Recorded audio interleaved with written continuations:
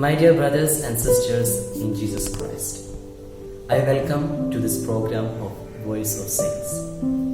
Today, October 11, the feast of Saint Pope John XXIII, one of the most popular popes of all time, who inaugurated a new era in the history of the Roman Catholic Church by his openness to change, shown especially in his convoking of the Second Vatican Council. Saint John XXIII, originally named Angelo Giuseppe Roncalli, was born on 25th November 1881 in Italy. He was the eldest son and fourth in his family of 30 children. He was always proud of his down-to-earth origin.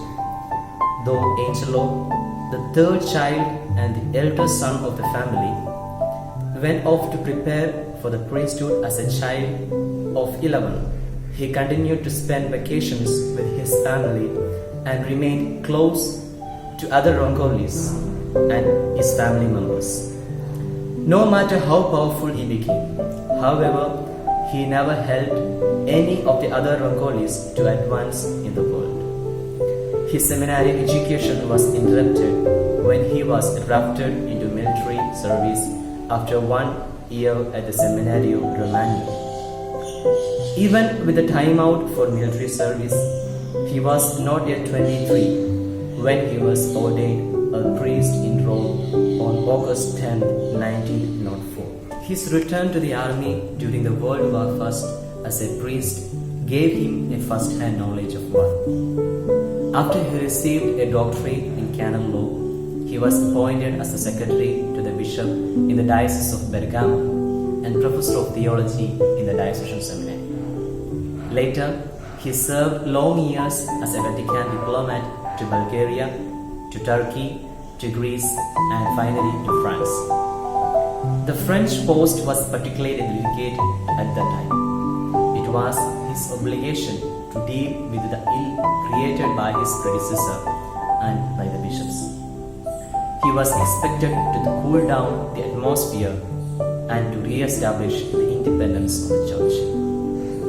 His success in carrying out the assignment, he was a saint, as acknowledged by the papacy when Archbishop Roncalli was named a cardinal by Pope Pius XII. Later, as a cardinal, he was appointed Patriarch of Venice at the age of 71. After the death of Pope Pius XII on October 9, 1958, he was elected Pope on the 12th ballot at the age of 72. Soon after his coronation, he summoned an ecumenical council. He believed the Roman Catholic Church needed to be brought up to date and summoned its leaders to the Second Vatican Council with the aim of modernizing it and fostering unity. Some of the Vatican cardinals, in fact, did everything in their power to delay the council. But the Pope pushed on with his plan. Pope John XXIII surprised those who expected him to be a caretaker Pope by calling the historic Second Vatican Council, the first session opening on 11th October 1962. The Pope made it clear that the Second Vatican Council was convened as a pastoral council. No new dogmas were to be pronounced, though all doctrines and disciplines were to be re-examined. His interest in Christian ecumenism seemed natural enough, but no one in Rome was quite prepared for the extent of his openness. He did not live to see the Vatican Council to completion. On his deathbed, Pope John XXIII said, "It is not that the gospel has changed, it is that we have begun to understand it better.